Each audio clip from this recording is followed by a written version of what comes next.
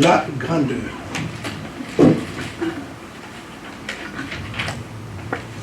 Mais bien aimé, j'aimerais que nous puissions comprendre que la grandeur existe.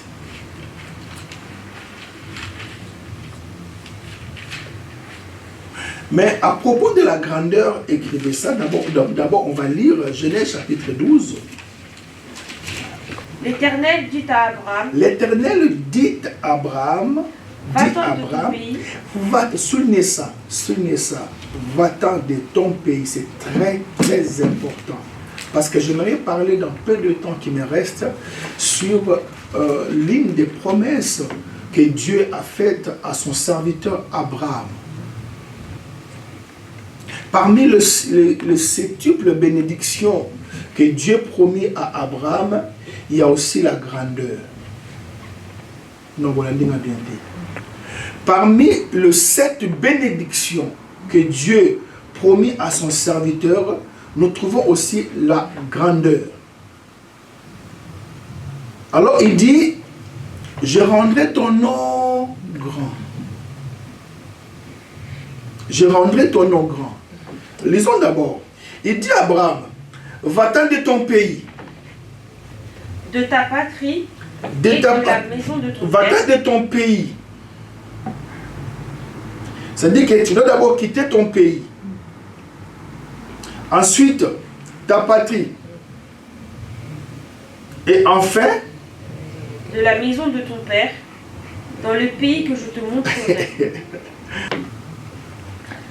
Va-t'en. Si tu veux devenir grand, tu dois commencer par quitter.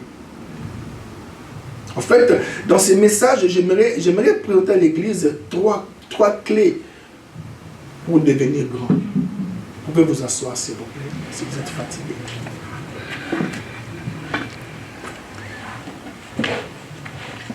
Va-t'en de ton pays, de ta patrie, de la maison de ton Père. Un jour, je vous parlerai de la maison de notre Père. Le jour où Dieu nous fera grâce, je vous parlerai sur la réalité de la maison de notre Père. La maison de notre Père, oui, oui. Beaucoup de choses que nous subissons proviennent de la maison de notre Père. Il y a une réalité. Voilà pourquoi Dieu dit, à titre de rappel, qui peut me rappeler le nom du papa d'Abraham? Sans pour autant regarder dans la Bible. Ah, là, Gilles a fait regarder à son portable. Terrache. Hein? Terrache. Ouais.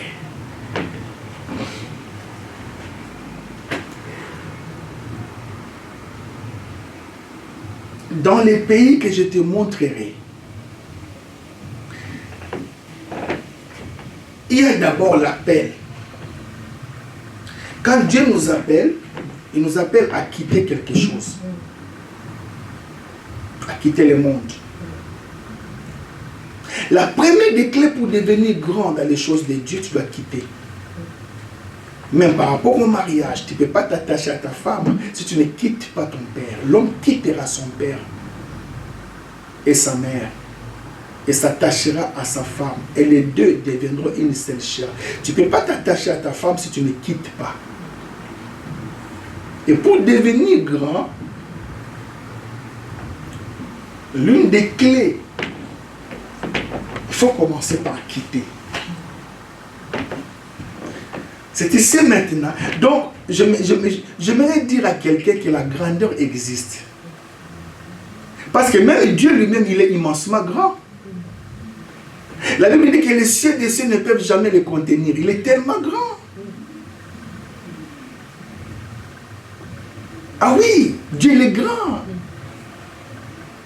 Si Dieu il est grand, c'est qu'il veut aussi que nous, ses serviteurs, nous puissions, alléluia, atteindre la dimension de sa grandeur. Voilà pourquoi quand tu veux marcher avec Dieu, il faut toujours voir grand. Voir grand. Parce que ton Dieu, il est grand. Non seulement Dieu, il est grand, il a promis aussi à son serviteur David. Il a dit, il a promis à David, je te ferai asseoir avec les grands de ce monde. Il retire les pauvres de la poussière, du fumier, pour les faire asseoir. Pour les faire asseoir avec les grands. Donc non seulement Dieu il est grand, mais dans le monde où nous sommes, il y a aussi des grands. Oh ya ya, oh ya ya ya. Oui, Église. Dans le monde où nous sommes, il y a des grands. Il y a quelqu'un qui peut nous donner, alléluia. Ça veut dire que te remettre 10 000 euros, pour lui c'est comme si tu te donnais 100 euros. Oh yo, oh, alléluia. Comme j'ai suivi un des journalistes, lorsque tu deviens grand, alléluia, donc il faut toujours te considérer petit. Quand Dieu t'élève, quand Dieu, alléluia, t'élève, il faut te voir toujours petit. Comme j'ai vu un journaliste, il dit 100 000 euros c'est quoi? 100 000 euros, c'est... Il a utilisé ça, donc il a parlé ça à Lingala. Il a dit 100 000 euros, il y a poche, donc mbongo il y a poche, il y a l'icolo. C'est-à-dire que pour lui, 100 000 euros, bah tiens, wow. Oh, c'est-à-dire que pour lui, 100 000 euros, c'est rien. 100 000 euros, c'est comme, my God, alléluia, c'est comme un des pasteurs qui disait, lorsqu'il a commencé son ministère, alléluia, donc il voyait que 100 $, c'est beaucoup. C'est beaucoup. Mais le jour où il a touché 100 000 $, il dit, hey, donc dis à quelqu'un que la grandeur existe. Dis-lui que la grandeur existe. La grandeur existe. Alléluia. Voilà pourquoi Dieu promet à Abraham, parmi les 7 bénédictions promises à Abraham, Dieu mentionne aussi la grandeur. Mais Dieu dit à Abraham, il dit, je rendrai ton nom grand. C'est-à-dire que, notez ça, alléluia, la grandeur, alléluia, la grandeur se trouve dans l'identité. Je ratais quelqu'un. La grandeur se trouve dans l'identité. Il dit, je rendrai ton nom.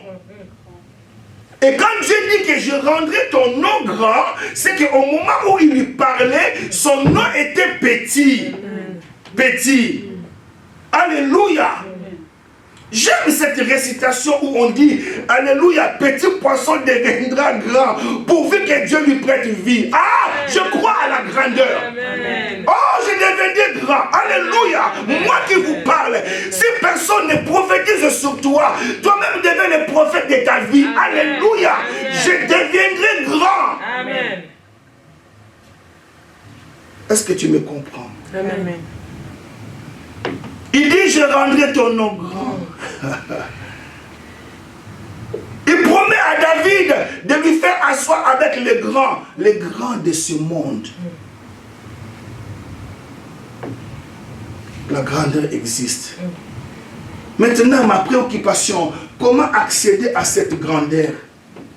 Si la grandeur existe, comment y accéder? Comment y accéder? Vous savez, Église, dans les domaines spirituels, il y a des portes. S'il y a des portes, il y a aussi des couloirs. Voilà pourquoi un jour, Jésus voulait venir dans ce monde, alléluia, mais tellement qu'il était grand, il dit, porte éternelle, élevez mon linteau, afin que le roi de gloire fasse son entrée. Ça veut dire que, tellement qu'il est grand, il voulait entrer dans le monde, il ne peut pas s'abaisser. C'est le linteau qui doit s'élever. Oh, on a bien dit. Tu ne me suis pas bien. Alléluia. Tellement qu'il est grand, ce n'est pas à lui de se baisser. C'est le linteau qui doit s'élever afin que lui fasse son entrée. Et on nous pose la question, qui est ce roi de gloire? C'est Jésus-Christ de Nazareth. Est-ce qu'on peut l'acclamer?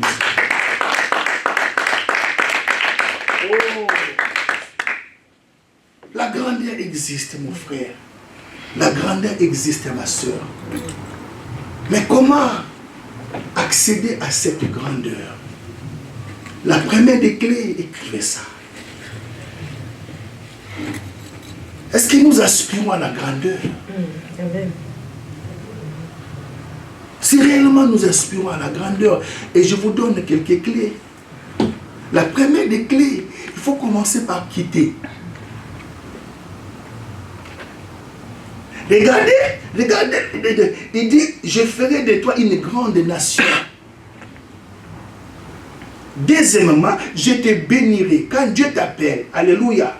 Amen. Il dit, je ferai de toi une grande nation. Je te bénirai. Troisième bénédiction, je rendrai ton nom grand.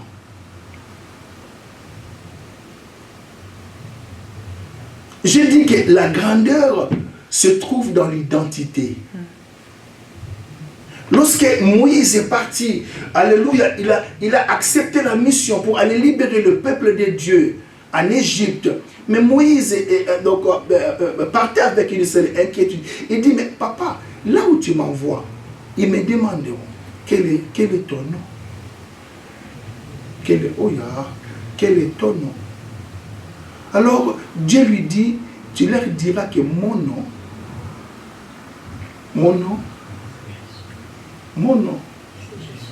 je suis.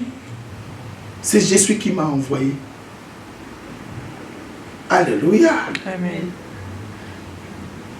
Troisième, donc verset 3, je bénirai ceux qui te béniront. Et je maudirai ceux qui te maudiront. Et toute la famille de la terre seront bénies en toi.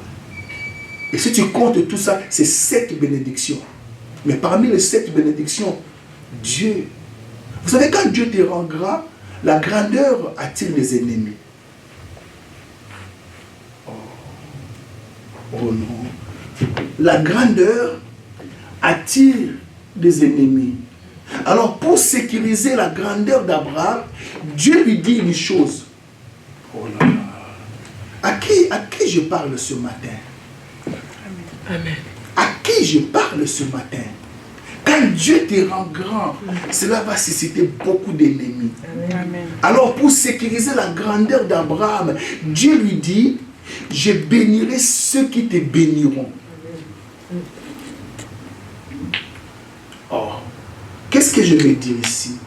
Je vais dire, lorsque tu rencontres quelqu'un de grand, ne lui demande pas, commence à lui donner. Au continue. Voilà, dans la bienté. Amen. Quand tu rencontres quelqu'un de grand, alléluia, fais quelque chose pour lui. Alléluia. L'argent, il en a. Des belles chemises, alléluia. Il en a. Mais imaginez que non, tu lui apportes encore quelques belles chemises.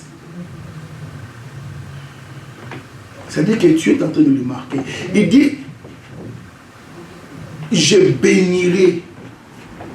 Dieu dit, toi je te bénirai, mais je bénirai aussi ceux qui te béniront. Amen. Les gens qui vont te bénir, moi en retour je vais les bénir. C'est-à-dire que tu es déjà béni. Mais les gens qui vont te bénir, alléluia, je ne resterai pas indifférent. Je vais les bénir aussi à mon tour. Amen. Et pour sécuriser la grandeur d'Abraham, Dieu dit, il dit, je maudirai. Est-ce que vous me suivez? Amen. Je maudirai ceux qui te maudiront. Alors la première des clés pour accéder à la grandeur, alléluia, c'est d'abord quitter. Alors que devons-nous quitter? Que devons-nous quitter? Oui, comme il a dit, hein? Le monde, maman. Nous devons quitter.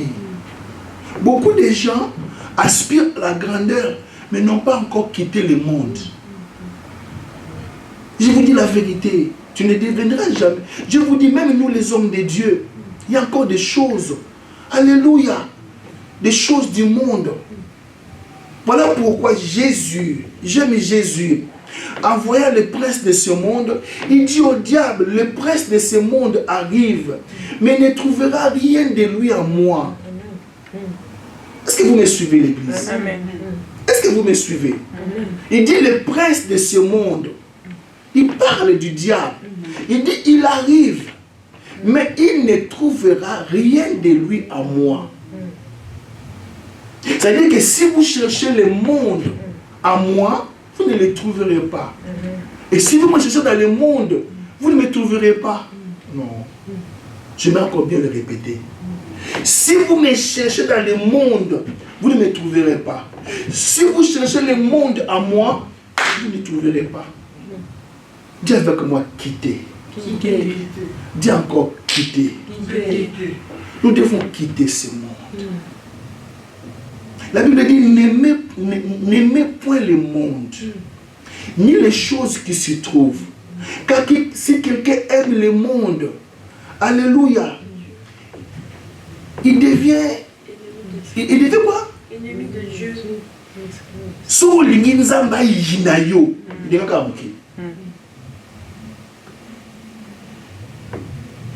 Que les internautes me pardonnent. Si tu veux que Dieu puisse te haïr, aime le monde. Voilà pourquoi il y a un chanteur chrétien. Il a chanté. J'ai cherché le monde. Je l'ai trouvé dans l'église. J'ai cherché l'église. Je l'ai trouvé dans le monde. Quel paradoxe. La première des clés. La première des clés pour devenir grand, il faut quitter. Quitter. Il dit à Abraham, quitte ton pays. Quitte ta patrie. Alléluia. Pourquoi Dieu demande à Abraham de quitter son pays, sa patrie et en fait la maison de son père? Parce que Terach était occultiste. Le papa d'Abraham adorait les idoles, un véritable idolâtre.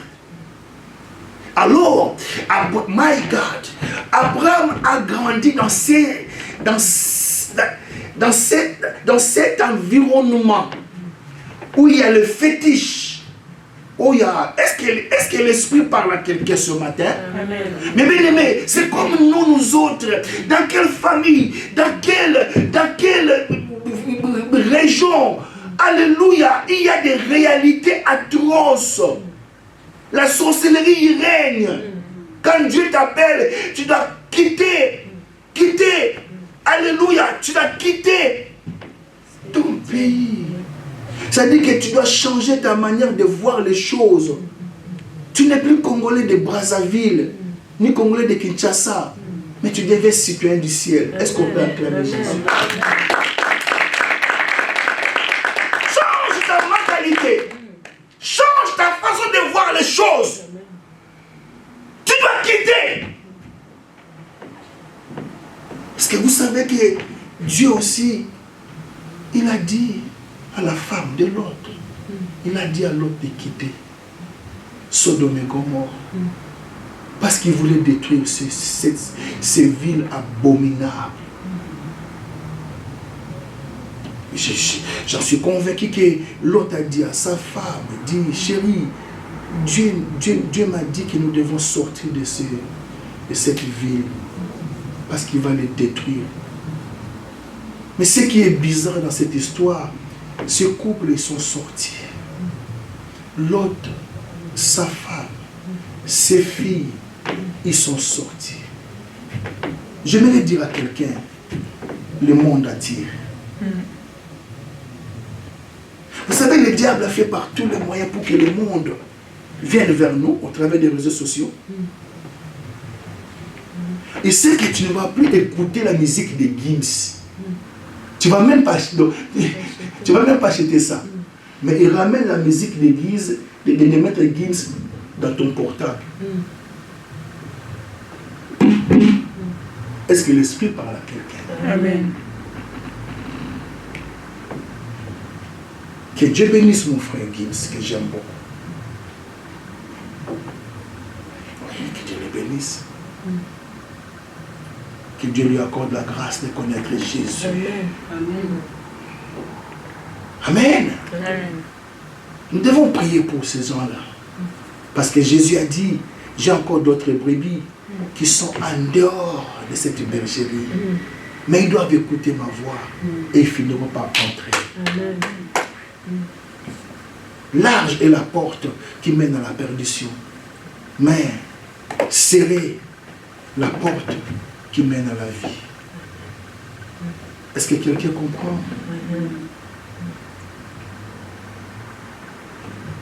Vous voulez avoir deuxième clé? Amen.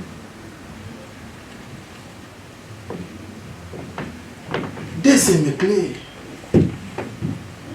c'est le changement, la transformation par la nouvelle naissance. Oh! Oh! La deuxième clé pour accéder à la grandeur, c'est accepter d'être transformé. Tu dois accepter que Dieu fasse une opération chirurgicale dans ta vie. Je prends toujours, alléluia, mon grand-père Abraham. Auparavant, il s'appelait comment? Abraham. Il s'appelait comment? Abraham. Mais maintenant, Dieu, pour rendre ce nom-là, alléluia, il dit Abraham. Non, Abraham veut dire père élevé. Ça n'a rien à voir. Mais il dit non, par rapport à la vision, par rapport à ce que je vais faire en toi, alléluia, par rapport à la grandeur, alléluia, j'aimerais mettre mon nom en toi.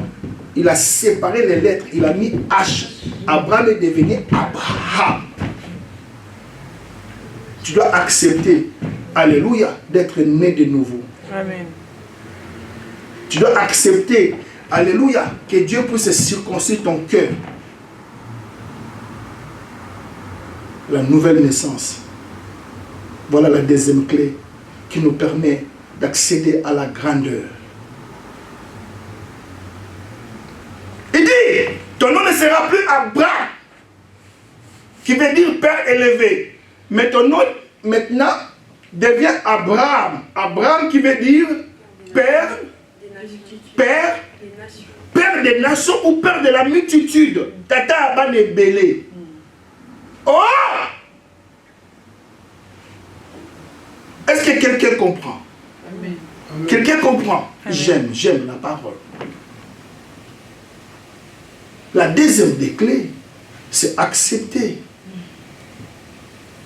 d'être transformé par l'expérience de la nouvelle naissance. Oh. Un jour, je vais y revenir, un jour, il y avait un disciple de Jésus, quelqu'un qui suivait Jésus, mais qui venait toujours prendre des enseignements la nuit. Vous connaissez ce disciple-là? Il était disciple, mais en secret, par crainte des Juifs. Lui, il venait prendre des enseignements, pas pendant la journée, mais la nuit. Il s'appelait comment?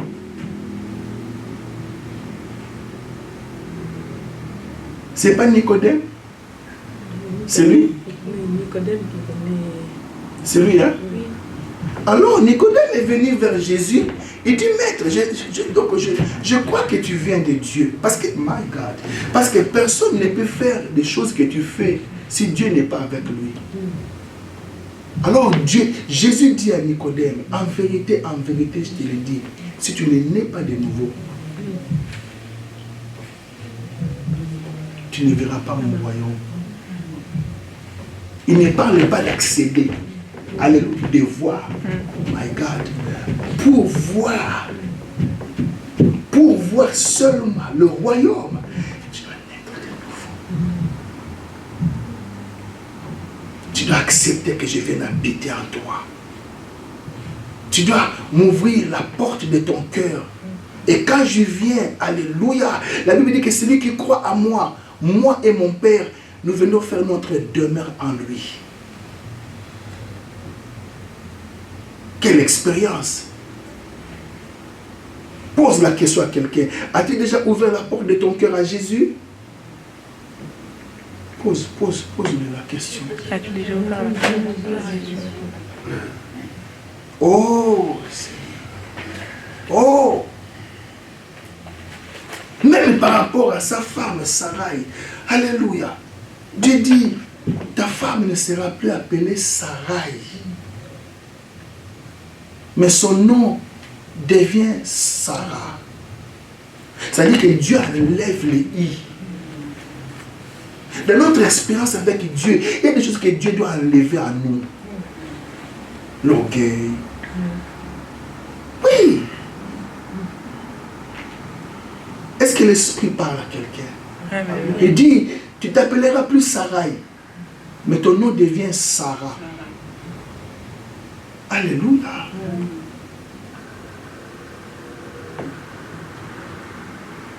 Oh Seigneur. Alors pour terminer,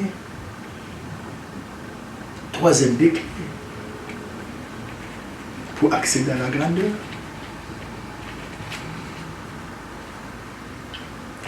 c'est le sacrifice.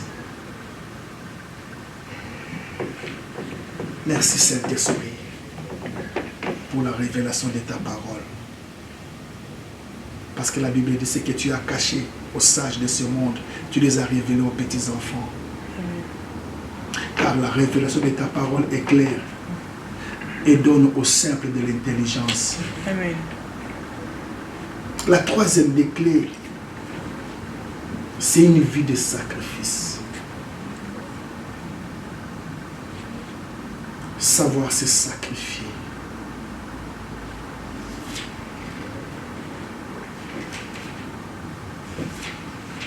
Par le sacrifice, nous devons offrir à Dieu ce qui nous coûte. Et il n'y a rien qui puisse te coûter par rapport à ta vie. Nous devons offrir à Dieu quelque chose qui nous coûte. Il n'y a rien qui puisse nous coûter si ce n'est notre vie. C'est-à-dire que pour accéder à la grandeur, tu dois sacrifier ton moi. En fait, tu dois prendre ton moi et le placer sur l'autel de Dieu. Genèse chapitre 22.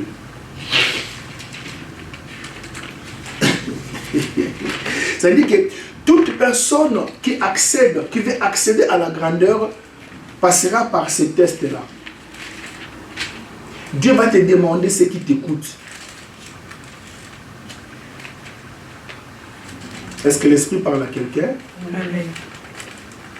Est-ce qu'il y a des gens qui désirent la grandeur ce matin? Amen. Moi, premièrement. La première des clés, c'était quoi? Quitter. Tu dois quitter quoi? Le monde. Et deuxième des clés, on a parlé de quoi? Transformer. Accepter. C'est-à-dire que c'est la nouvelle naissance. Jésus doit entrer dans ta vie. Et quand Jésus, comme lui il est grand, s'il entre à toi, il va te rendre grand. Voilà pourquoi il dit mon serviteur s'élèvera. Mon serviteur montera. Il montera bien plus haut. Il y a des niveaux de l'élévation. Et la Bible dit que l'élévation ne vient ni de l'Orient, ni de l'Occident, mais l'élévation vient de Dieu. Amen. Tu dois accepter Jésus. C'est par la nouvelle naissance. Quand tu es né de nouveau, quand tu acceptes ce Dieu-là qui est grand, venir habiter en toi, il va te rendre aussi grand. Amen. Est-ce que tu comprends cela? Et troisième des clés, le sacrifice. Le sacrifice. Je répète avec moi, le sacrifice. Le sacrifice. Que ce soit Dieu, que ce soit le diable. Je ne compare pas Dieu avec le diable, non. Mais je parle de deux royaumes. Que ce soit dans le royaume de la lumière ou dans les royaumes des ténèbres, il demande toujours ce qui a de la valeur. Non, je vous ai raté. Amen. Regardez pour sauver l'humanité. Qu'est-ce que Dieu a fait? Il a donné Jésus-Christ. Merci maman, que Dieu te bénisse. Et ça, c'est le plus grand sacrifice. Car Dieu a tant aimé le monde qu'il a donné son Fils unique afin que quiconque croit à lui ne périsse point, mais qu'il ait la vie éternelle. C'est-à-dire que pour que nous puissions avoir la vie éternelle, ça a coûté à Dieu son Fils unique. Dis avec moi encore sacrifice. Et si tu veux devenir grand, écoutez-moi. Même vous, les internautes, alléluia, écoutez-moi ce matin. Pour accéder à la grandeur, ça va te demander des sacrifices. Amen. Mais le premier des sacrifices, c'est d'abord toi. Es-tu prêt à te sacrifier? Il y a des gens, ah non, je deviendrai grand. Hey, la grandeur va te demander, va t'exiger le sacrifice. D'abord, pour commencer, tu ne veux pas quitter le monde. On reconnaîtra des vrais chrétiens le 31. Tantôt plus tôt.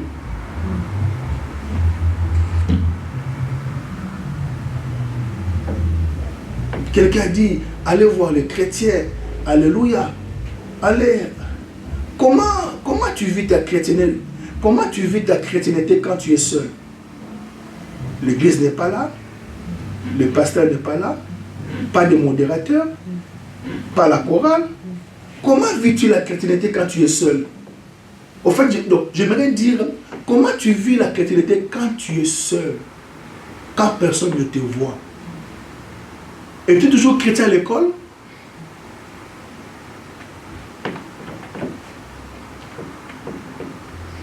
Seigneur, aide-nous.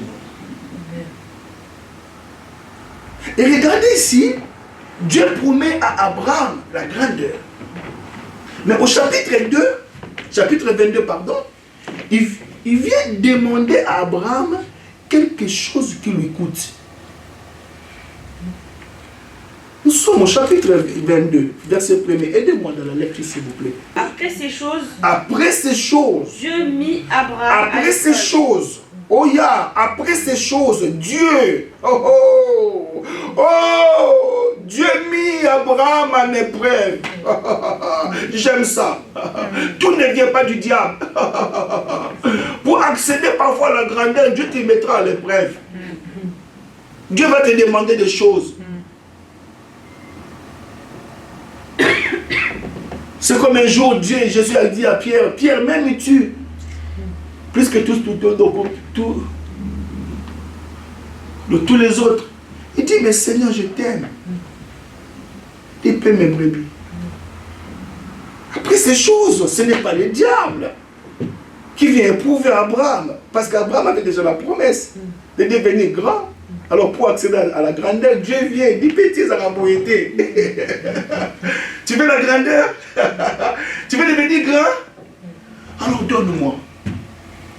Donne-moi. Donne-moi. Déjà, Abraham, qui acceptait l'appel, mais qui n'avait pas d'enfant, qui croyait que l'héritier de sa maison serait Ismaël, maintenant l'enfant t'a entendu. Est-ce que vous savez que le nom d'Isaac veut dire sourire? Alléluia. C'est-à-dire qu'Abraham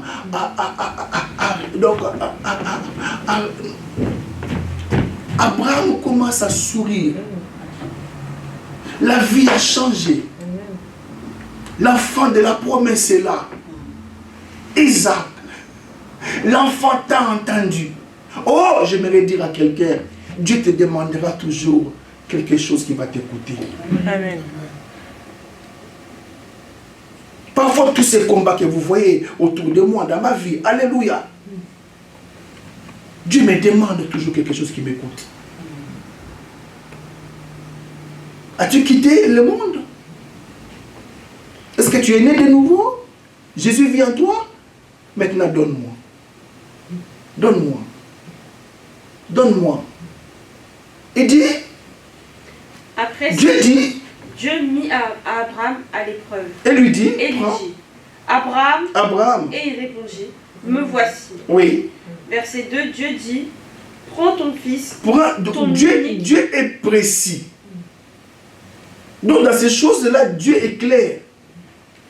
Prends ton fils, ton unique. Ça veut dire que même Dieu sait que non. Alléluia.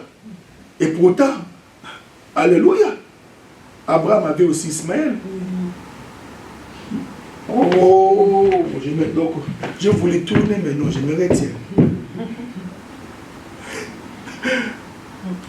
Ça veut dire que Dieu, lorsqu'il regarde Ismaël, il ne le considère pas. Ah oui. La présence d'Ismaël ne dit rien à Dieu. C'est comme si Ismaël n'existait pas. Parce que Dieu dit, prends ton fils. Mais il n'est pas unique. Il a son frère.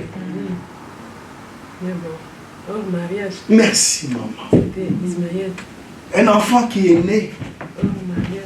hors la volonté de Dieu. Oui. Ismaël, c'est l'effort charnel. Oui.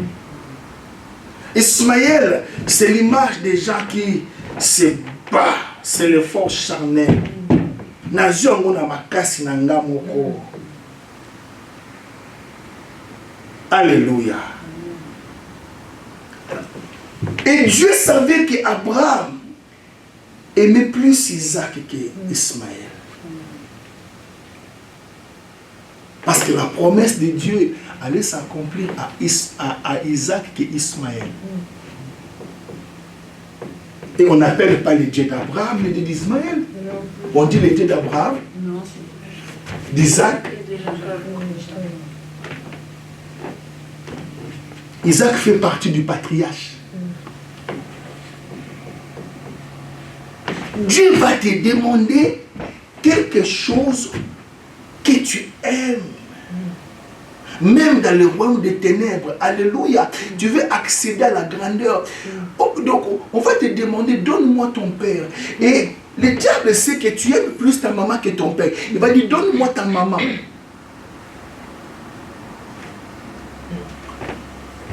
Prends ton fils, ton unique. Celui que tu aimes, Isaac. Vous voyez que non, Abraham aimait par rapport à Ismaël. Oui. offre-moi, donne-moi. Waouh! Pour accéder à la grandeur. Alors Abraham, ça hésité. C'est comme le prédicateur qui disait, si Abraham avait informé ça à Maman Sarah n'allait pas accepter. Il y a d'autres choses quand Dieu te demande, ça doit rester entre toi et Dieu. Amen.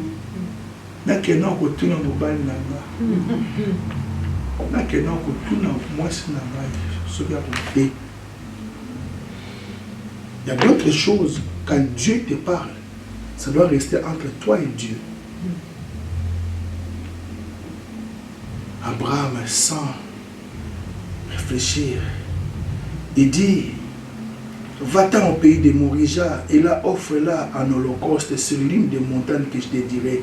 Offre-la, souligne, offre-la en holocauste. C'est-à-dire que tue-les. Est-ce que Dieu c'était cannibale?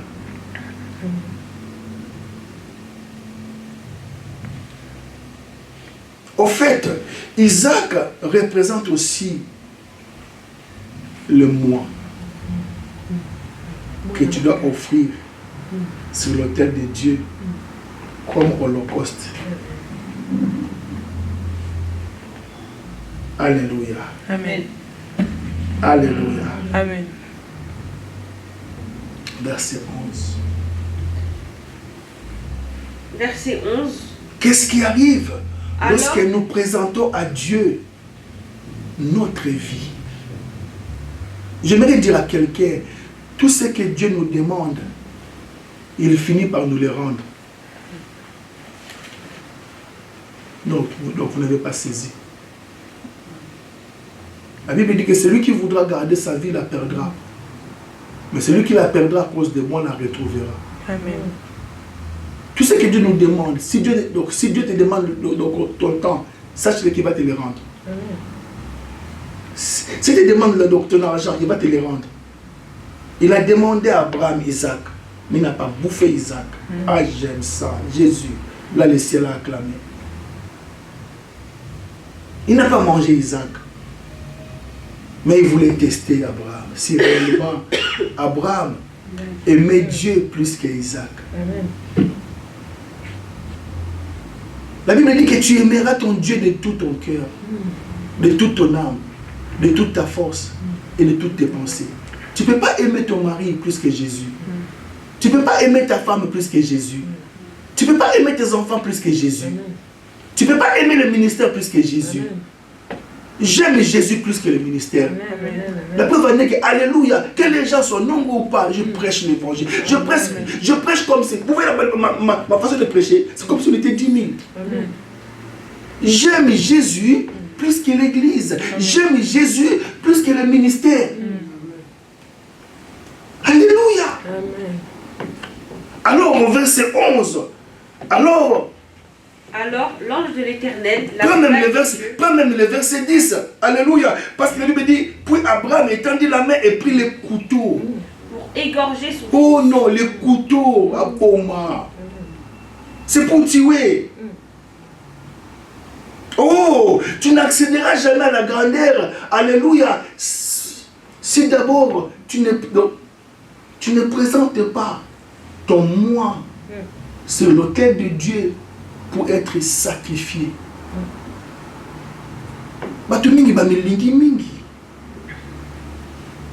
Tu poserais la question à quelqu'un, alléluia, pourquoi tu n'es pas venu à l'église? Parce qu'il faisait très froid.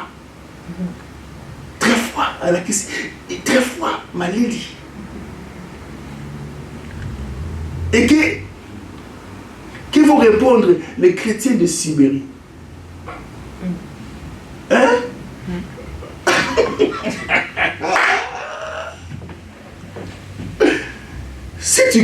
Si tu crains le froid, il fallait rester en Afrique, là où il fait chaud. Tu gênais même pour venir en Europe. Et c'est Dieu-là t'a accordé la grâce de venir en Europe. Maintenant, pour venir les glorifier, tu dis, ma Lily. Ma Lily. Oh, quel genre de chrétien tu es? Oh, la Bible dit, rien ne me séparera de l'amour de Dieu manifesté en Jésus-Christ. Et l'apôtre Paul commence à citer ces choses. Il dit, ni la mort, ni la vie, rien ne me séparera. Ça ne sera pas le froid. Alléluia. Amen. Alléluia. Amen. Oh. Il prit le couteau pour pour égorger son fils. Ça dit que dans la pensée d'Abraham, Isaac n'était plus. Alors, l'ange de l'Éternel, l'appela des cieux, l'ange de l'Éternel, l'appela des cieux et dit, Abraham, Abraham, Abraham, oui, me voici. Oui. L'ange dit, n'avance pas ta main, n'avance pas ta main sur l'enfant et ne lui fais rien, et ne lui fais rien. car je sais que, Oh, soulignez ça. Je sais maintenant que tu crains Dieu. My God, je sais maintenant, ou je vois maintenant que tu crains Dieu. C'est qu'auparavant, Abraham ne craignait pas Dieu? Non. Lorsque nous acceptons de donner à Dieu quelque chose qui nous coûte, c'est là maintenant que Dieu commence à nous considérer comme les gens qui le craignent. Dieu doit être le premier. Je vois maintenant que tu me crains. Waouh! Alléluia! Pourquoi Dieu dit que je vois maintenant que tu me crains? Alors Dieu donne la raison. Il dit, et que tu ne m'as pas refusé ton fils. Donc la crainte de Dieu commence quand nous acceptons de donner à Dieu ce qu'il nous demande. Oh non, vous ne m'avez pas suivi. Alléluia! Parce que tu ne m'as pas refusé ton fils, ton unique.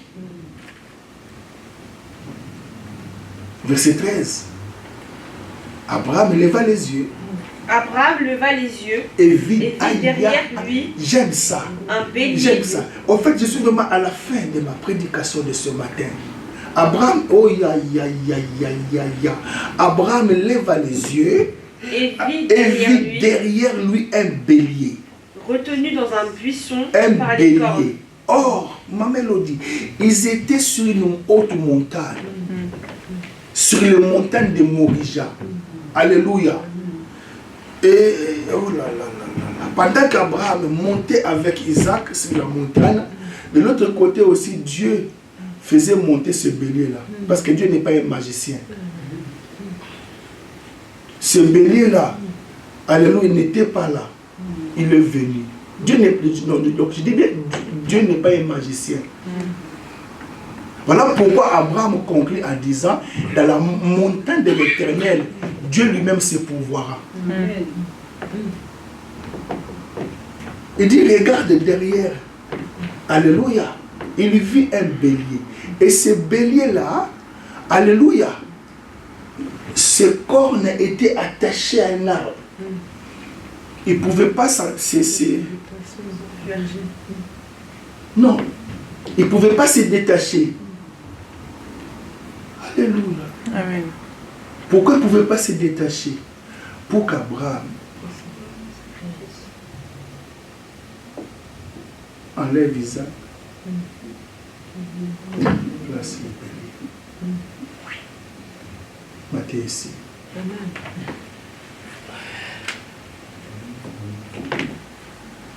Tu as reçu ces trois clés? Amen. Maintenant, qu'est-ce que tu vas en faire avec? Est-ce que tu as quitté réellement? Est-ce que tu es né de nouveau? Est-ce que tu as offert ton corps à Dieu comme un sacrifice vivant? Ce qui sera de ta part un culte raisonnable.